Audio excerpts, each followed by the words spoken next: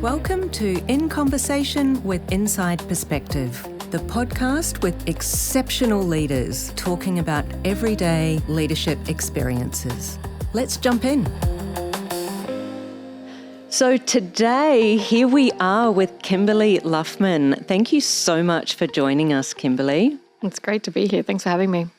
What a pleasure. Now, Kimberly, you have spent more than 20 years, I know, doesn't feel like that long, helping organisations grow, develop leaders and improve performance. Things very close to my heart as well. But more recently, you've co-founded a venture called TeamHive. So I'm really excited to speak about that a little bit more later on as well. But today we're really diving deep on teams. And I'm kind of keen to know because, you know, when we talk about high performance, which is what we normally talk about when we're talking about teams, we go teams, high performance. Then we go, what about leaders? And then we go, what about the individuals within a team? But I feel like having spoken to you about this, that's only part of the story. So I don't know, like I'm keen to know, before we really kind of delve into this, why teams? Well, I have to say, Carolyn, you're more progressive than most because most people just stop at leaders and don't go, and what about the individuals in the teams? And if you look at how, you know, leadership and team performance gets invested in, that's usually the case, right? We want team performance, leaders, leaders, leaders. So it's a bit of a leader-centric, which is why the curiosity about teams, because you see all of this, I mean, it's $1 billion, you know, in the industry being invested into development, and it's not necessarily generating the team performance outcomes that the theory suggested it might. So in practice, something has to be thought about and acted on differently if we really want to support teams to perform. This is fascinating, isn't it? So I don't feel progressive. I mean, I get told that regularly, but I don't feel progressive.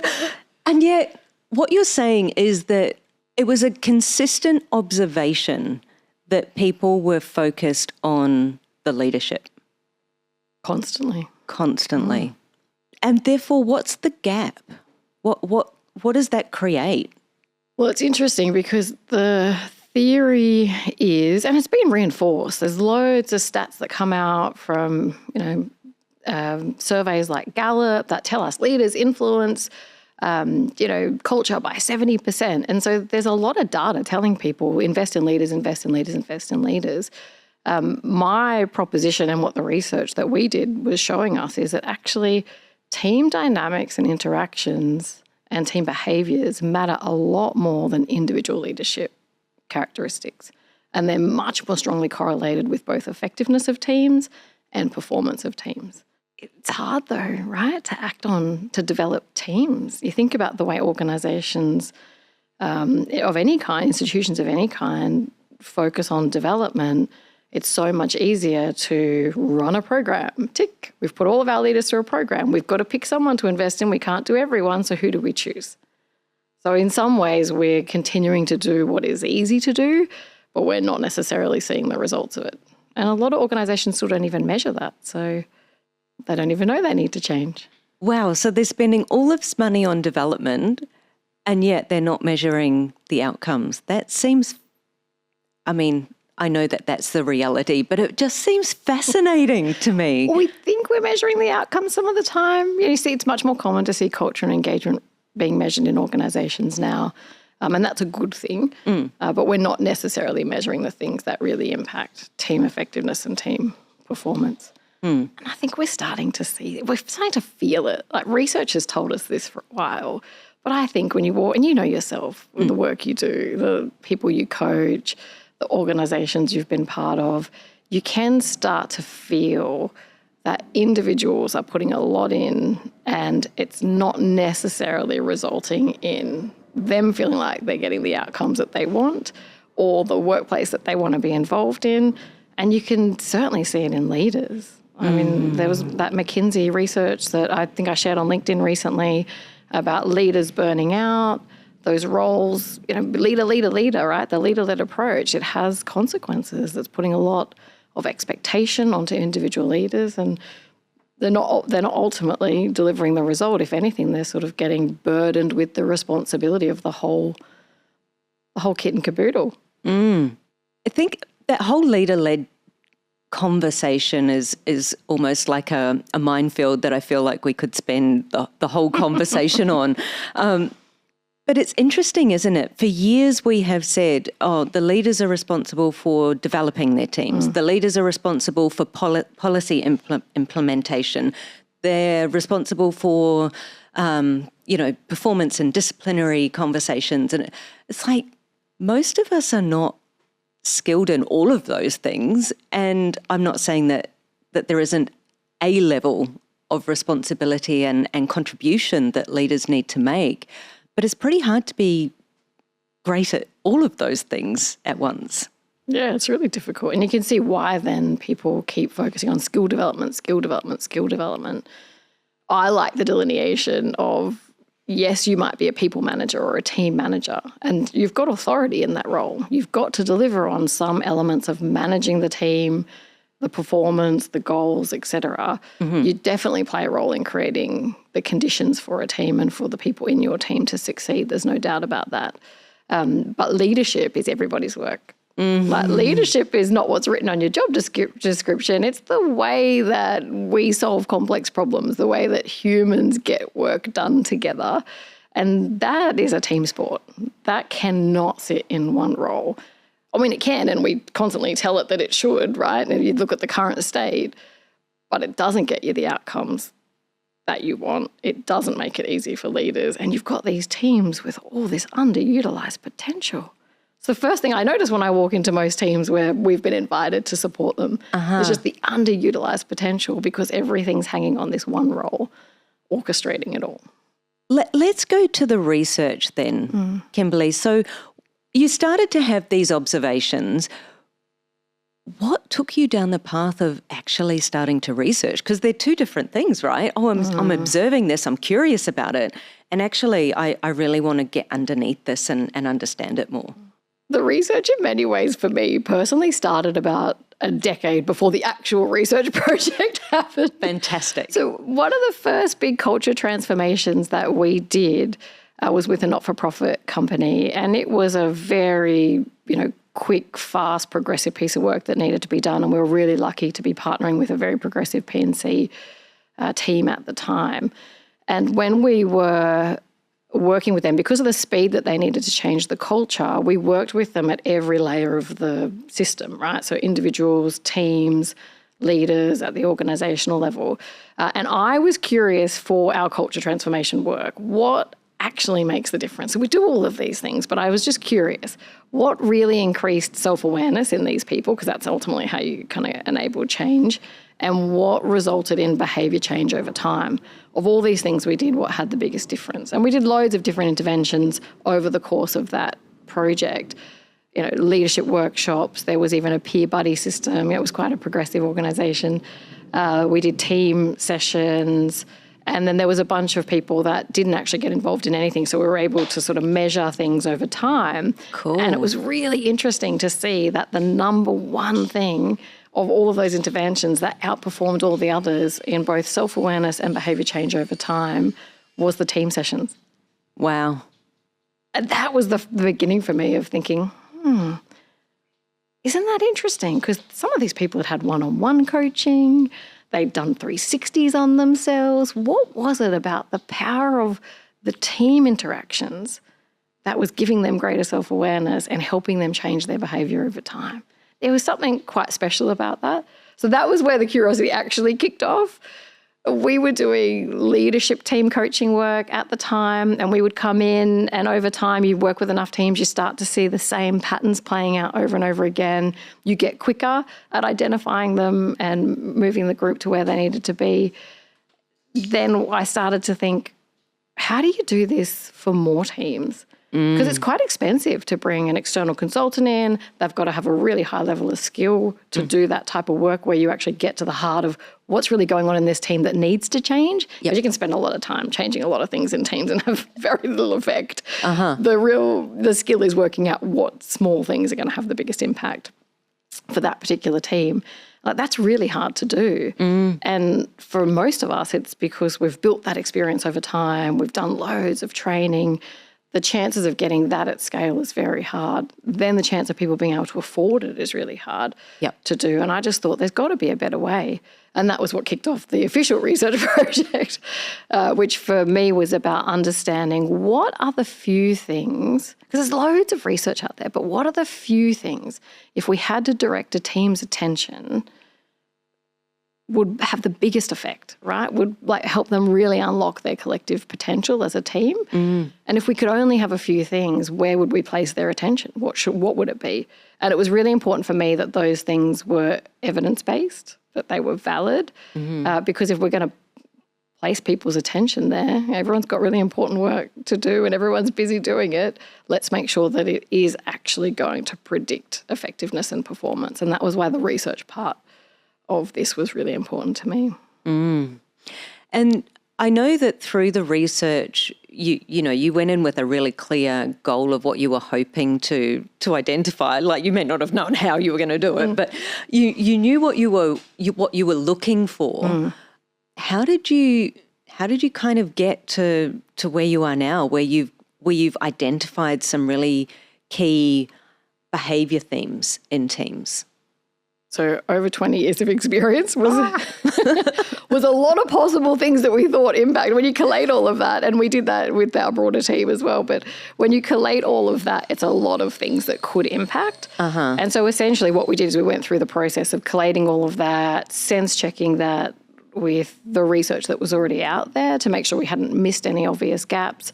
And then we literally took hundreds and hundreds of possible items into the research process. And then with the University of Newcastle, it's two great research partners there who independently validated that through their smarter people than me that used lots of statistical modelling processes to get to the core of what really made the difference. But ultimately, where we landed was that there were these 4 things that were going to have the greatest, or likely to have the greatest effect on team effectiveness and performance. And that journey was really interesting because we had been through like years of gathering what we thought would make a difference. We'd tested it ourselves. We'd had experts and colleagues across the sector review it and give us their feedback.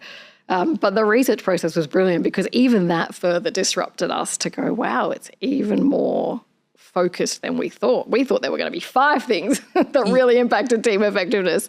Overwhelmingly, it was 4. And so what are those 4 things? So the 4 that emerged from the research were purpose, learning, unity, and shared leadership. This is fascinating, isn't it? So, I mean, each of those play a role in how our teams are functioning. Is there something that really surprised you in the research along the way? Because I imagine this was an evolving kind of situation over these years. It shouldn't have surprised me because given the profession and all of the wonderful conversations you and I have had over the years about our passion for this thing, what I was absolutely delighted to see came out of the research, which I didn't expect, was that learning was the single biggest predictor of team effectiveness. Right. So not learning in the traditional sense that we might think about individuals going on courses or formal education, but the team's practice of learning. Amazing. The way they set goals and reflected on themselves and how they worked as a team. Overwhelmingly, the strongest single predictor, team effectiveness. That was really closely followed with, which is what I expected would have come out as the strongest, was purpose. It was most strongly correlated with performance. Interesting. So for me, I took away from that, oh, wow, this is fabulous. And it's what we see with teams we've worked with. The ability for the team to integrate into the way that they work, this capacity to learn and reflect on themselves, that makes them a great team. And their focus on purpose and goals and the value they're there to deliver, that points them in the right direction. And those 2 things together give you, great effectiveness and performance. And then unity is kind of like the glue, and shared leadership is like the multiplier effect. Right. When you can get that going in a team, all of a sudden the potential of what you can actually create is It's got me wondering. So, I mean, this all sounds fantastic in research. And then I'm wondering, what are the behaviours that we see in a team where that learning, that shared learning is taking place? Is it productive conflict? Is it the debate? Is it the challenge? Like, what is it that's actually happening in the behaviour when that's happening well?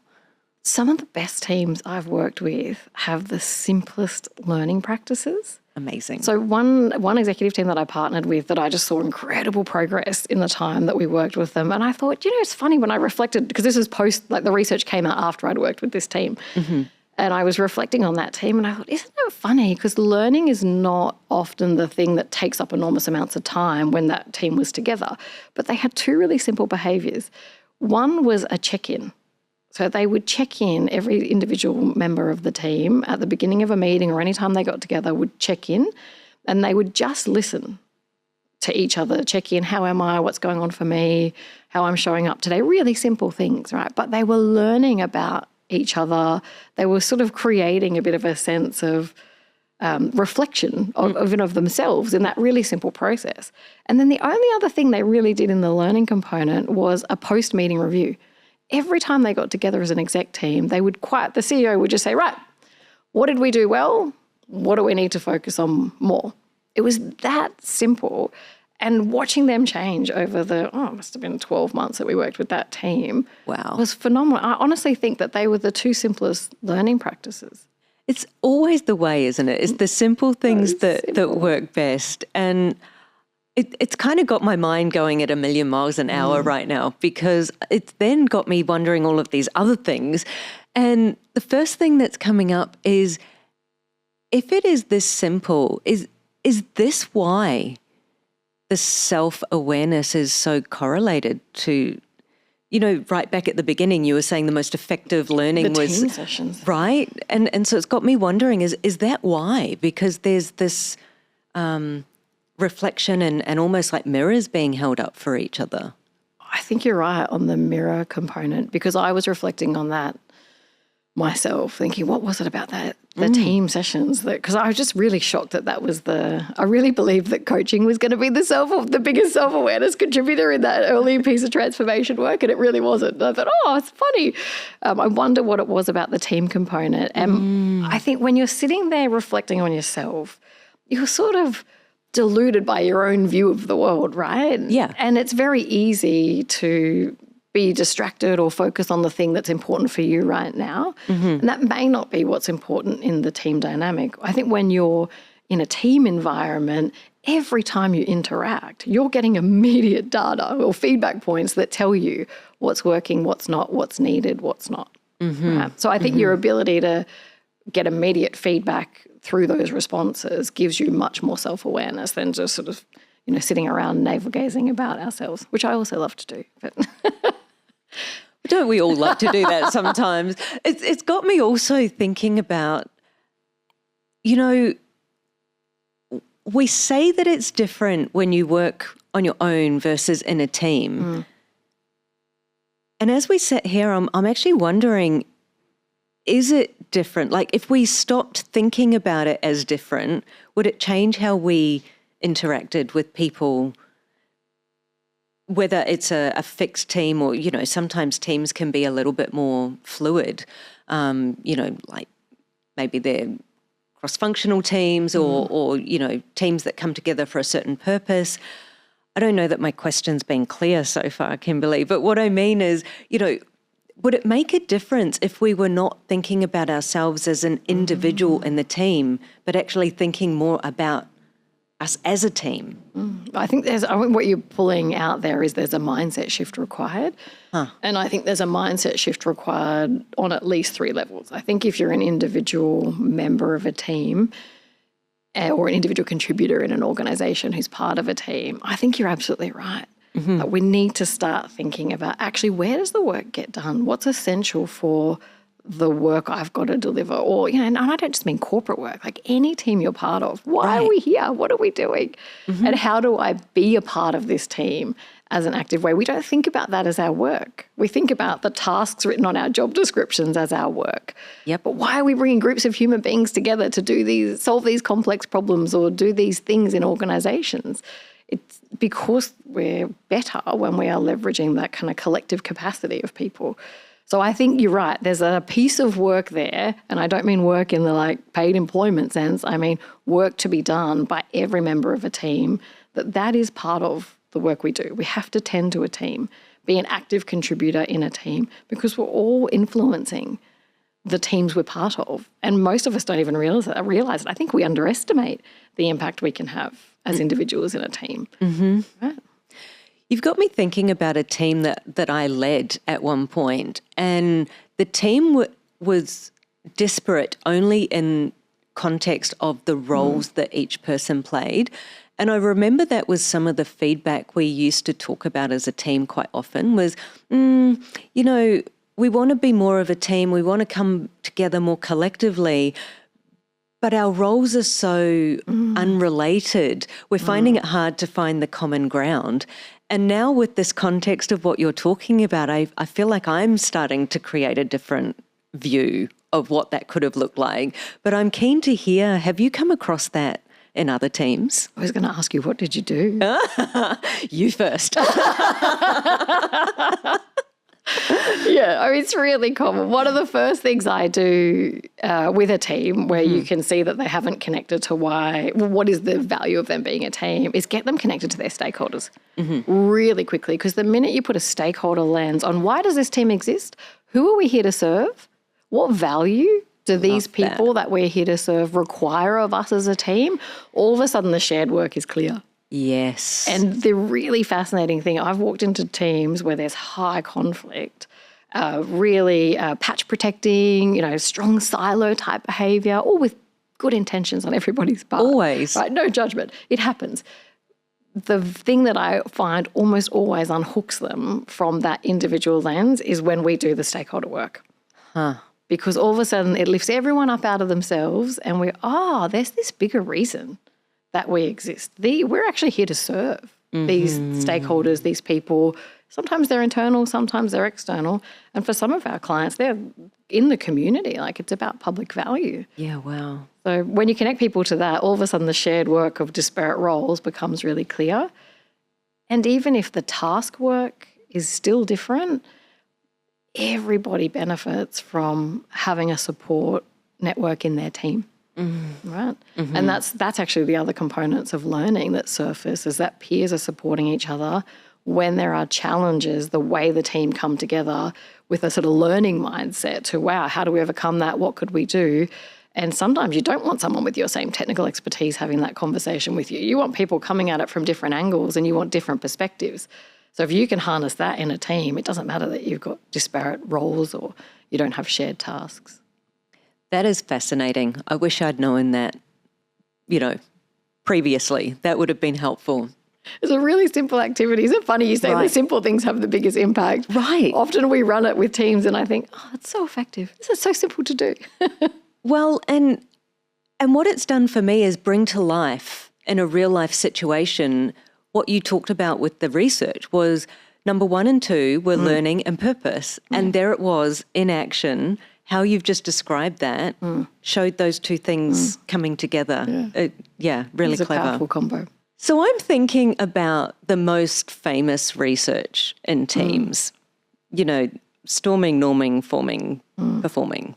Forming, oh my goodness. You know what I'm trying to say. Is it Tuckman's model? Tuckman model, thank you. Team formation. Team formation. I feel like that has been the most solid team research for a long time. And I'm not saying it's right or wrong, but what I'm feeling like you're describing flows more with how teams work now. Yeah, there's lots of good teams research out there, like Wageman, Hackman. They've done some beautiful research in this space. So there's loads of good people contributing to this field and in this work. I guess what we wanted to do because of the background I'd had in real work-based teams and even in community volunteer teams, sports teams, I felt like what was needed was something that was very simple and accessible for any person in a team or leading a team to understand and really quickly work out what is needed. Like if this team was going to be at its best or just better in any way, shape or form, what could we actually do? And I think it's very hard to work that out, has been hard to work that out without having sort of an expert team coach, facilitator, leadership practitioner, whatever might be the kind of support that you're drawing on. It's been very hard to work that out without those people in the room. Yeah. And even when we're in the room, sometimes it's still hard to work it out. Like I can't tell you how many times, Carolyn, I've spent 2 or 3 sessions even with a team, and their whole conversation is convincing me that role clarity is the real problem that they have. And then we work through role clarity because it's the most important thing that they believe they need to solve, only to work out role clarity didn't solve any of the challenges that we raised in the first session. And so what I had found is even when, as the practitioner in the room with the expertise, you were saying to them, it's not role clarity. I can assure you this is actually the thing we need to pay attention to is communication. Even with that, people find it really hard to digest and go, oh yeah, that is what needs attention. And so by having something measurable, having something that is behaviour-based, teams can just really quickly go, oh, that's what we need to do. Okay. Just makes it easier, right? So lots of good research, but I wanted to contribute something that was really practical and actionable for any team to put into practice. What is the biggest barrier to teams being effective? Learning to be a team. But I'm wondering, is it because people have their own kind of area of work and that's where they feel comfortable? Like, I guess where I'm going in my head is behaviour, and I guess to some degree we all have ego. Right. So the question is, to what extent does the individual ego stop us from being a team or contributing to a team? I think that's a great question. Yeah, like you're probably right. I don't think it's the biggest barrier. Okay. I am constantly surprised and delighted at the capacity with which individuals come to the table in team sessions and are willing to show up in service of the team and its goals. So I genuinely don't believe it's the biggest barrier. Now, there's always the odd exception, right?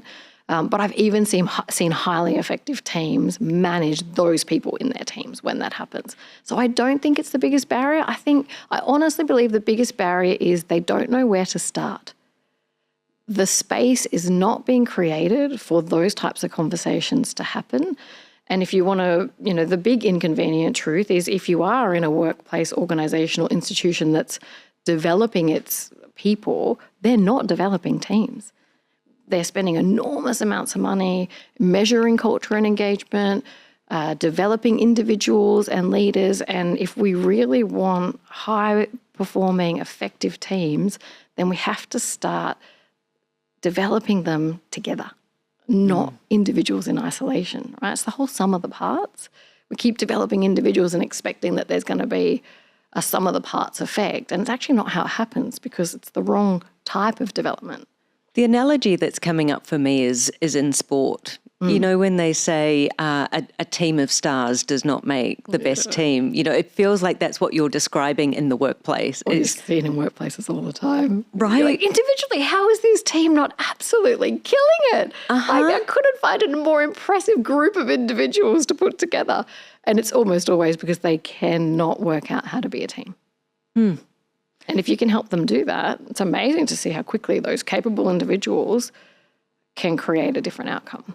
And they do, but they've got to work out where to start. And I feel like that's the thing that's been missing. People don't know where to start. So even if they've gone through, there's some organisations that are really progressive in this space, they start to create space for team development.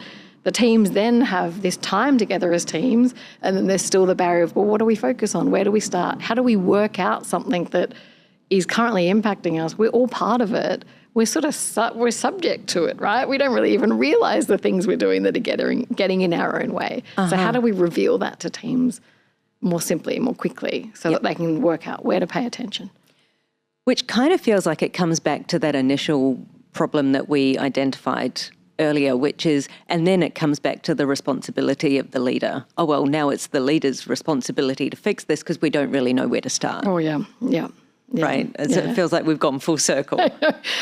We used to do a process, and we still do the process occasionally, we would call it discovery, and we would meet each of the individuals in a team. Mostly this would happen in leadership teams. Very few organisations invest in that type of development outside of the leadership team. And we would meet every individual in the team in order to look for what are the collectives, patterns and dynamics that are occurring.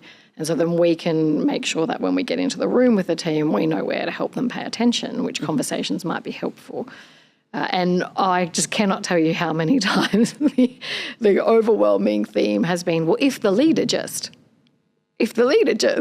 and it's like, oh, this one person is so powerful that all of our effectiveness and performance is impacted by just that person. Wow. It's never the case. But it's an easy story to tell ourselves that sort of, frees us up from having to take any responsibility for the work of being a team. It's funny. I mean, I hear quite often, this thing around, leaders need to hold people more accountable. And I feel like that's what you're describing is, that can be true sometimes. I don't dispute that.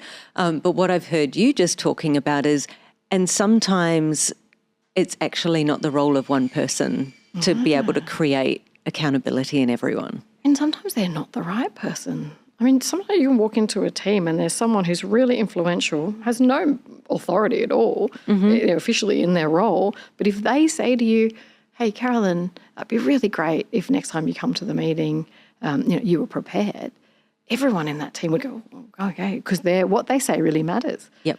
So the leader's not always the right person. Often it's the peer feedback that you get.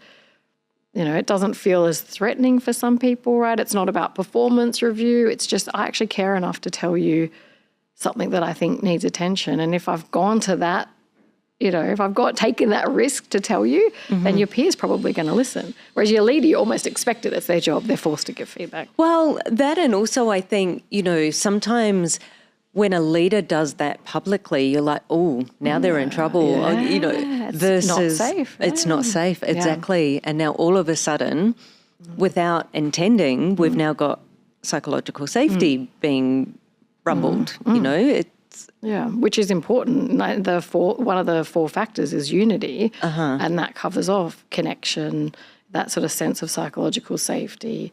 And it is important, and that's got to be built up as a team. I remember working with a team once where there was no psychological safety because of the leader of the team. So the view of the team was, this person was very aggressive and you couldn't say anything in front of them and they would take you down in a team meeting. And so it was really, really fascinating to see that. You're absolutely right. The leader was not the right person in that instance to move that team forward. People didn't feel safe that they could. Yet as peers, they had started to help each other around the edges. Interesting. So they would give each other feedback. They almost started to take up the role. And there's some really good research in shared leadership about this, where actually a team is powerful enough to work around a leader. Yeah, if they're experiencing toxicity of leadership, they will buffer themselves and support each other and get themselves through that. So there's this incredible power that exists at the team level.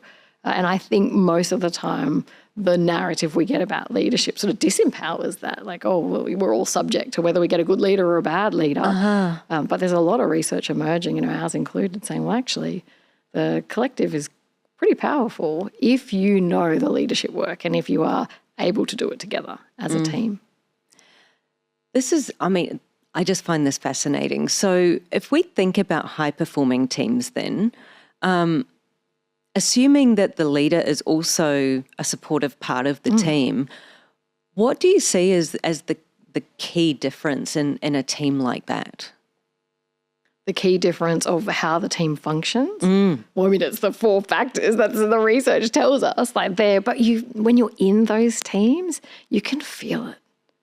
They have an energy. They're purpose aligned. You've got this sense of they're not taking things personally. They're very focused on their collective performance. They discuss issues openly. I'm always more worried about the teams I walk into where everybody's really nice because they're much harder to change. They're not having the robust conversations that really high-performing and effective teams are often having, and everyone's contributing. In fact, I remember I worked with this one team and there was a leader at the time and she was quite quiet in a team session. And I remember thinking, this is very early on in my career and I was completely ignorant.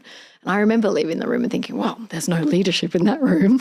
Wow, interesting. And only to learn to be very humbled that team, I've worked out later, I'd only just met them, that team had the highest engagement results of any other team in the function I was supporting. And I thought, oh, I wonder what's going on.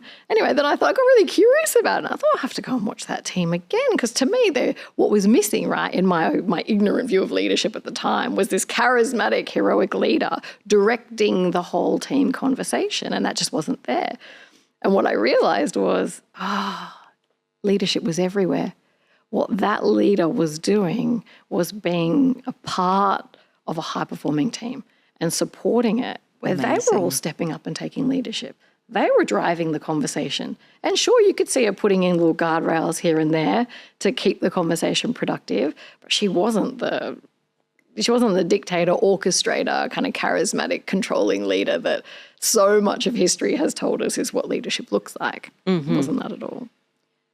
That fascinates me because I'm sure we've all had a similar experience along our journey, similar to that, where, something surprises us around what leadership can look like. We have a high-performing team, whatever that looks like for the group. What are they capable of that a dysfunctional team are not? Getting the best out of everyone in the team. Like there's a potential that is utilised in a high-performing, highly effective team that is not utilised in a team that isn't like that. You sort of everyone is literally doing the best they can, but even what the best they're capable of is limited by the team dynamic. In a high-performing team, you can almost see the individuals are outperforming their own potential because they're all lifting each other's potential up. So it is very much the sum of the parts. I mean, those are the teams you want to put on complex problem solving. Yes. Right? They will look at things from every angle. They will have really robust conversations to get to the heart of things. They will show up in service of what is the team's work and not themselves. Yep. They will get those complex tasks or problems, solved in ways that a less functional team will not. Less functional team will get really internally focused. Some of the scenarios that I've walked into, there's, perceived interpersonal conflicts. People can't get the basics of communication right. So much time is wasted in the dysfunction. And that's not to say that I walk into those teams and say, well, let's solve all of the dysfunction, because that's a waste of time too, right? It's a bit like families. They can cope with a certain amount of dysfunction, right? Human systems are beautifully designed to deal with dysfunction.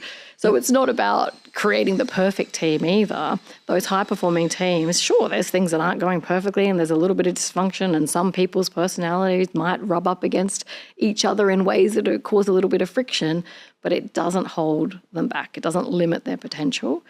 So I wouldn't want anyone to listen to this and think, oh, well, we've got to get rid of all the dysfunction out of our team.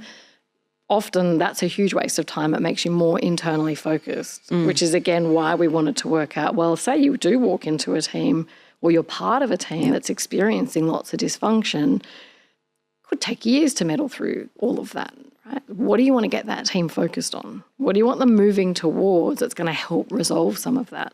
I mean, we've been fascinated in some teams to see where there's been quite a lot of dysfunction. We've gotten them focused on one or two things that we know contribute to their effectiveness. And it's amazing to watch how those things just resolve all the little dysfunctions, get left behind. It's like we didn't even talk about those things. They just dissipated once we got the team paying attention to the things that needed attention. Interesting, isn't it? How often we think we have to get along with people to be functional with them. And I don't know, I remember a leader that I had a bit of a catchphrase, and he would often say, I don't need everybody to agree. I do need everybody to commit. So anyone here not able to commit to this decision.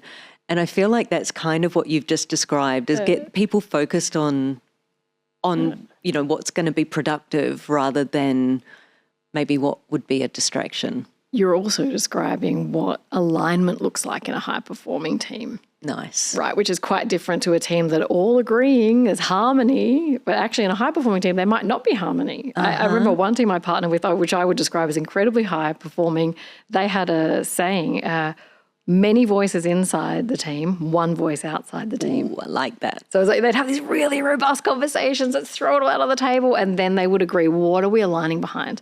And it was okay if their view didn't get up, as long as they'd had the robust conversation towards alignment. And then you're right, the commitment. Once we've made that decision, now we commit. Amazing. That is cool. I like that. So this has got me thinking about the future of teams, and perhaps a little controversially, because I've heard you earlier talking about functional teams versus a problem-solving team. And I'm wondering if it's time for a shift in the purpose of teams. I think it is already shifting. Nice. I wouldn't be surprised if we see in the coming years, and I know everyone wants to connect everything to AI now, but it really is having an impact. Like, it's going to be one of the biggest transformative things in sort of our working lives. Yeah. You see AI is starting to become so good at doing so much of our task work that actually the collective potential of teams might just become the superpower of solving those big complex problems when we're not distracted by our task work. So I'm personally very excited to see, wow, if we can get high-performing, highly effective teams working on more complex problems because all of this task work is getting done in another way, what might we be possible of? What might humans do? Teams will play a key role in that, it's my hunch. I've heard this theory that the future of teams going along this track would be not only the problem solving, but we would not hire an individual anymore. We would hire the team. We would identify this group of people that are high performing when they come together to solve problems or whatever the purpose of that team is, and that we would then start hiring a team. I mean, I love that idea. Oh, yes. I love it. I've never heard that, but I really like that idea. I mean, and that probably hints to the fact that this collective problem-solving potential of groups of people will become the asset. Yep. And it's actually this idea of the individual being able to solve the problems. I mean, you're already seeing that, right? Like the health, in the health sector, it's becoming really common to get multidisciplinary teams together to solve complex problems. So, yeah, I can see that happening. I love that. I hope that's the case. I hope we can contribute by helping those teams be really effective. Well, I hope so too. What's really interesting is you've just reminded me, talking about the health sector there, I remember, my father had a triple bypass. Jeepers, it would be 2006, so a long time ago. And I remember him saying that the date was chosen because they needed the team to come. Like, that surgeon would only ever operate with his team, his anaesthetist, the nurse, the support, the whatever. And I kind of, it feels like this is what we're talking about here now too. It feels like the perfect example of what you just described, that you'd heard that people would hire a team. It's like, that's in that scenario, it sounds like that's already happening when the stakes are high. Isn't that interesting? When the stakes are high, I need to be able to rely on that team. And that's the team that I know are going to deliver under pressure when the stakes are high. So there's your working example. I've just got goosebumps. Me too. How weird is that? Yeah. So I wonder what high stakes challenges these intact teams might end up solving. Or will they be more multidisciplinary and actually we can start, I wonder, I don't know, we're like in the future now, but I wonder if we might be able to start to bring people together to form that team more quickly than we have in the past. Because in the past, I imagine, I'm interested to chat to the health professional that you're referring to, I wonder how long it took for that team to become the team. Yeah. It could be years to build that kind of trust. I wonder how we might accelerate that. Well, and I feel like I'm going on a completely different track here as well. But one of the things I'm sure you hear this all the time too, is it is so hard to recruit the right people for the right role, with the right skills. And it almost feels like what we're describing is a bit of a cut through on that as well, because you would have this team that... I just think it gives me a bit of a giggle because I often think, think about how long we've been around, right? We've been saying 20 years working for probably a long time now. So it's probably a bit longer than that. Think about how many times you actually got the luxury of assembling your team. Not very often. Honestly, I don't even think I can think of one scenario where maybe once actually, where I got to assemble a team from scratch. It's pretty rare. And most leaders I work with don't get that luxury. So this idea that it's about the right mix of people, I mean, if you've got 5 years, but you show me someone who's got 5 years in any workplace at the moment, people are trying to move at a much faster pace. You can't wait for natural attrition to occur. Attrition, and then that other person that you're hoping to be available and ready, and the venue's right and the money's right and the package is right and the opportunity's right. When you hire the perfect person and they get ejected from the team system anyway because the fit just doesn't work out how you might have hoped. Right. Interesting. It's funny on that. It's a complete tangent. You can edit this out later. I was working with a leadership team and they'd been really, really progressive, doing a lot of this stuff that we've been chatting about, and they were bringing their first female in. And one of the leaders rang me and he said, could you coach the female that's coming into our executive team? And I said, no. I said, but I'll coach the executive team on how they will absorb their first and induct and work productively with their first female executive member. Interesting. So even back then, you were thinking about the team system, not the individual. Well, because the team was going to have a much greater capacity for that one person to succeed than that one person coming in and having to be, do everything right and see every dynamic at play.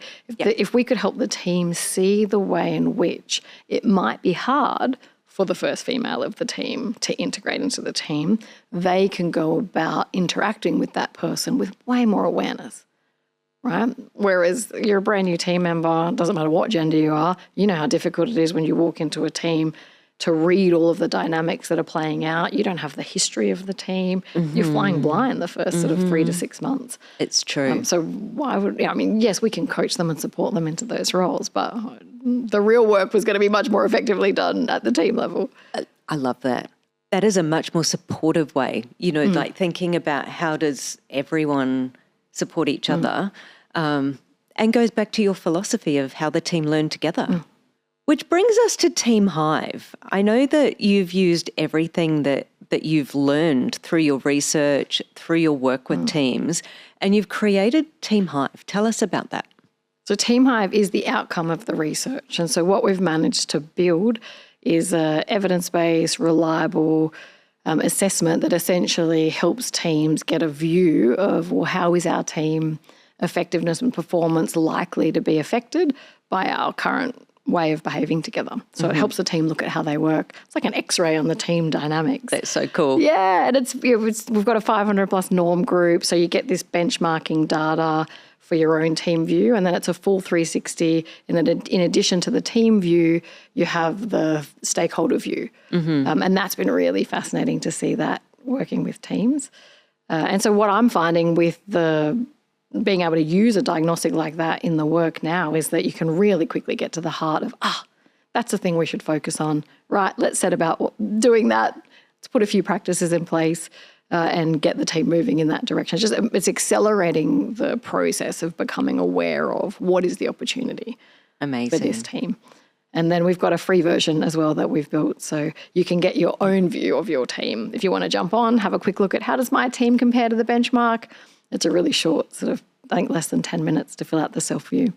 Oh, cool. So So anybody can jump on, fill it in and get a view on their team. Anyone can get access to the free version. I mean, anyone can use the 360. So it's been designed in a way that makes it really easy to understand and accessible. It talks you through the process in terms of how you understand the data and how you might use it with your team. And then obviously, because AI is so fabulous now, we've got AI built into our platform as well to help, understand the data and ask questions and work out, well, what might I try to experiment with my team?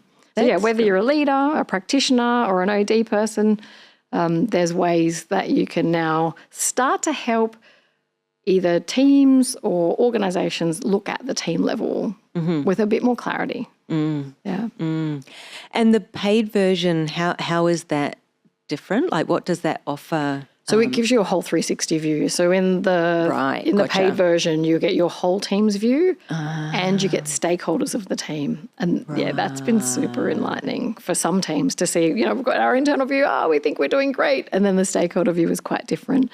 And that even that awareness of, there's a disconnect between how we experience ourselves and how our stakeholders experience us can lead to a fair bit of awareness for the team and development. Yeah. What do you find people are most surprised by when they're, completing this kind of survey, if that's the right diagnostic, might be a better word.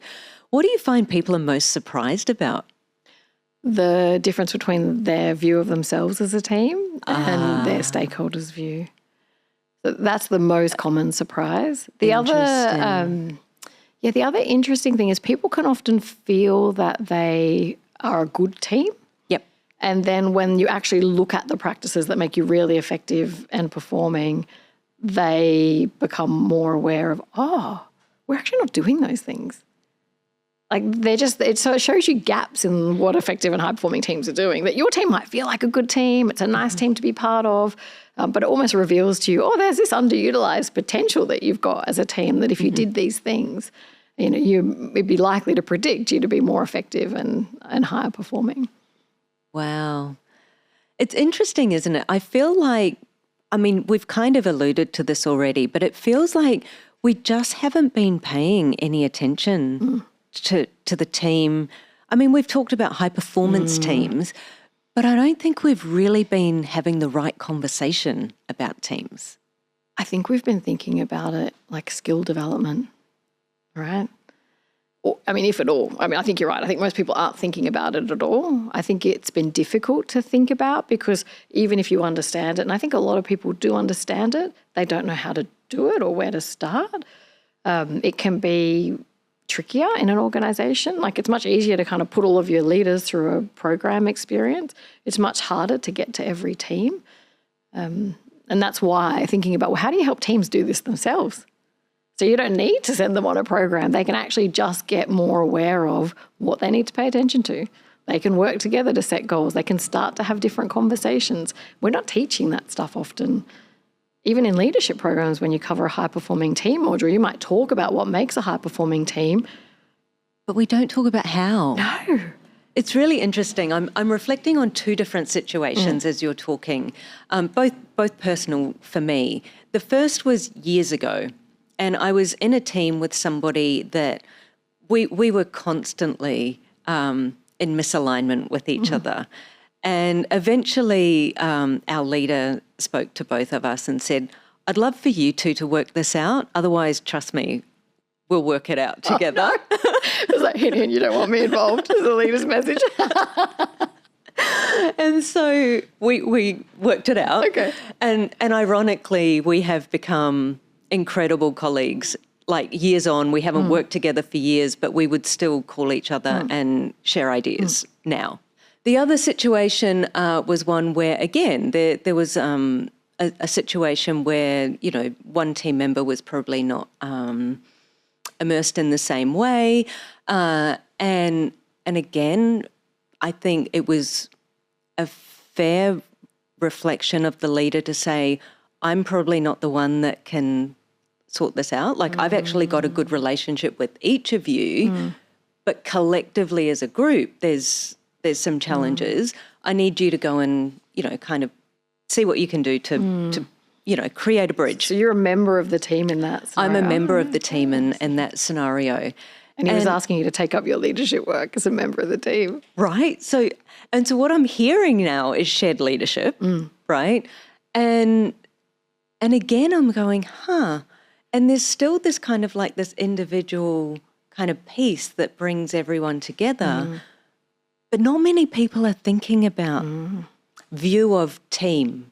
Most, I think, would go, oh, well, you've got a conflict with that person. So, what do we do about that? Versus how do we just be adults? And again, back to, we don't need to be best friends. How do we find ways to be effective together? And when there's leadership changes, what happens? People get a little bit nervous about, am I adding enough value? What might happen to my role if I'm not perceived as being valuable enough? So these conditions around them. But I think you're right. We get distracted by the noise of individual things. I think they're easier for us to understand maybe. Whereas if we think at a team level, we've got to stop thinking about the individuals in the team and start thinking about the spaces between them. Oh, I like that. In dance, we talk about the music and then the space in between, right? Yeah. And I feel like it's the same thing that you've just talked about there, is the nuance is not in the concrete, it's in the piece in between. And that would be the first thing when a leader comes to me and says, oh, this is going on, these individuals in my team. The minute I hear individuals, my first thought is, what's going on around them? What's going on between them? It's so easy to scapegoat an individual or a personal conflict is the problem, but usually there's teamwork to do. Environment and space. Yeah. Amazing. Kimberly, what do we need to talk about teams that we haven't yet spoken about? Yeah, I guess I think I mentioned earlier, like there were sort of 3 mindsets that needed to shift. And so from my perspective, that's if you're a member of a team, there is leadership work to do. For every member of a team. If you are a leader of a team, you've got to start to create the conditions where the team can do the leadership work together. Yep. And these 4 factors that we've come up with are a nice way to start. So we're offering people a way to start that conversation. And if you're in any organisation or institution that's trying to develop people towards more effectiveness and performance, and you think that the work that's happening in teams is important to that, then you've got to start looking at how you develop teams and stop trying to develop the individuals in them. I hear what you're saying, 100%. And so if there's people in our audience here wanting to learn more about you, want to learn more about TeamHive, where do they find you? You can find me on LinkedIn, Kimberly Luffman, and not the actor. There's a wonderful actress with the same name. Oh, so wow. I'm not her. Wow, there we go. I know, yeah, there you go. I mean, you could act. Oh, I don't know about that, but thank you for believing in me. And then the TeamHive website is the best spot to have a look at the tool. Jump on, see how your team compares to the benchmark. You can complete your own view of your team in, I think it's less than 10 minutes now. Amazing. It's nice and quick to do. Well, this has been an absolute gift to have this conversation today. I just feel like we are on the cusp of genuine change in the workplace in so many ways, and I think teams and how we operate in a team is going to be a big part of that. So I think you're right. I'm excited to see how your research continues to evolve through not just the research and the theory, but as it's continuing to be implemented. I think you're doing incredible work, and thank you for having this conversation today, sharing your observations, but more importantly, your wisdom. Thank you. Thanks, Carolyn. It's been beautiful to be part of the conversation. Thanks for your insightful questions. Oh, it's so nice to talk and think about these things. My pleasure. Thank you, Kimberly.